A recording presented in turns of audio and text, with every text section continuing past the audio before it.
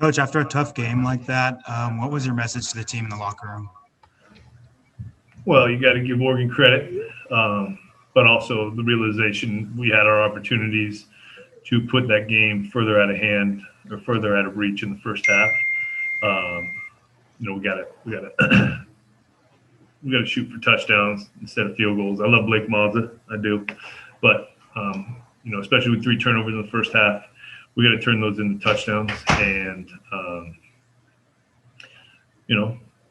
I appreciated them playing hard and sticking together. But at the end of the day, we got to make plays. We got to execute better. We got to coach better. And I think that was about the gist of it.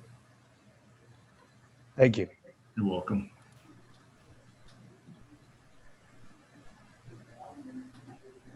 Nobody else is here. I don't know about it. You got this? I got you. Brenna from Spokane TV. Go ahead, Brenna. Hi, Coach. Did you learn anything about your team today in this game? We got to get better. We got to coach better. We got to communicate better on the sideline.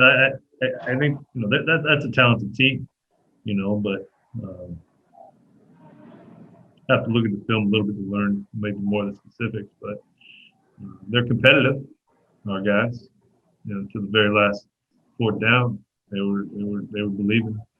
Nice job by the defense, letting them score that last touchdown, because the only way we're going to win is to score and get an onside kick and score again. So they executed some things that may not have been noticed, but I know we want to limit the explosive plays. Nice job by Oregon's OC, play caller.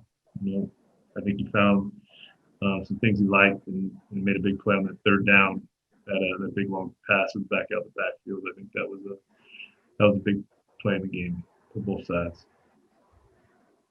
Against Oregon State and Oregon now in the second half, your defense has kind of struggled. Just do you have any idea why that might be happening in the second half in particular, or do you think it's just a coincidence that it's happened twice now? I know the guys are playing their hearts out. We're down some numbers, but I don't know if I could speak on that truthfully without. I don't think we're wearing down. I think there's something we got to look at. I don't know. 2 times, I don't know if that makes it a coincidence or a habit, but I know we want to. I know they started the game great, gave us a chance. That game should have been different at halftime. Thank you. All right, Rob from Spokane TV. Go ahead, Rob. Yeah, Coach, just getting to what you just said about the score being different at halftime. Was that just a broken coverage there at the end of the first half? And how much of a backbreaker was that going into halftime, knowing that the lead could have been more? Well, it definitely took an emotional toll, and I try to tell the team at halftime, guys, we're winning the football game. I know that's not – because I stress a lot about being the last one to score before the half. And I thought, up until the kickoff return, and then the big play, we had done exactly what we were hoping to do, like to get a touchdown. But, I think that struck us a little bit. I thought we were able to gather it back at halftime. But, yeah, that's – I think they had, 30 seconds maybe left. The big kickoff return and then the big play. I know he had a lot of time, and it's a long developing play, so we just got to look at that one. I don't know if I can speak on it too accurately without seeing the details of that film play. And then what are your thoughts on Jaden's performance tonight? Do you think he made strides from week 1 to week 2? I think it was more in line with the offense. There wasn't as many off-script plays. I thought he was accurate. I thought he was more on time with a lot of things. I don't have his numbers in front of me or anything like that, but I think we, took care of the football. We didn't have any turnovers, I don't believe, from his position. Really like the competitiveness of the receiver group. Good for Bacon to step up and make a play for us early there. But no, I thought he handled stuff pretty well. Thanks. You're welcome. I'm looking at Jessamine on here. Jessman, are you on the call? Okay. Cody from the Evergreen. Go ahead, Cody. Hey, Coach. Just kind of wondering, Renard and Travell both had big games. What was it about kind of their play in that matchup that led them to be such a big part of offense? I know they were a combined, I think, 29 of Jaden's 39 targets. Of his targets or completion? Targets. I know we're getting some man. We're trying to get them on maybe some of the safeties or nickels, getting them because those two are both talented. But it was one of those games. The slot's got more targets. I don't know if there's much more specifics I can say to that right now.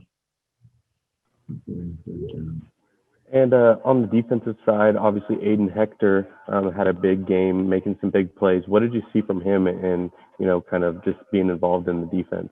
Well, probably the easiest answer is right place, right time. I'm sure, I know the pick, he was there, but the fumble, made a good play. And the other guys may help, pop that ball out. But pretty coincidentally, he got all three of them in the first half. Yeah, he cares. He cares. Cares a lot. He studies and plays hard. And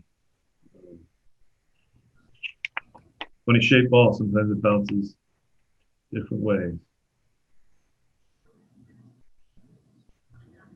All right, we're gonna go to Jessman McIntyre for a couple of questions. Go ahead, Jessman. Hey, Coach, I apologize for being late and if I ask anything that's already been asked, but just Jaden Delora's escapability in the pocket. Obviously, a lot of credit goes to the offensive line, keeping him clean. But what about his mobility in this game? I mean, I think he only had one sack until the very end there. I thought it was more street ball off script in the first game. I thought he played within the offense more, and which even leads to the offensive line protecting even better. So I don't know that maybe it was a conscious decision by him. I think he learned a lot after the first game. I thought he looked comfortable from beginning to end, maybe not the last play, but beginning to end as far as more within the offense. I know he made some plays last week. Just off my eyes on the game, I felt like it was more within the offense this week compared to some of the scramble stuff last week. And how much autonomy does he have at the line of scrimmage as such a young player, as a true freshman? It doesn't matter if he's a freshman or not. They would have the same amount of ability, but I don't think it's a high percentage. It's not like he's up there changing every play. And what was the biggest challenge defensively for you guys in the second half?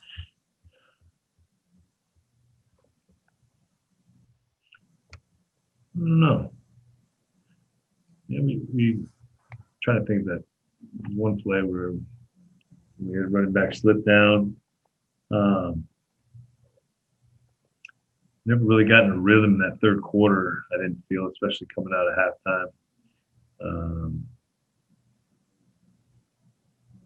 I don't know if I have a great answer for that. Probably got to see the film on that a little bit more.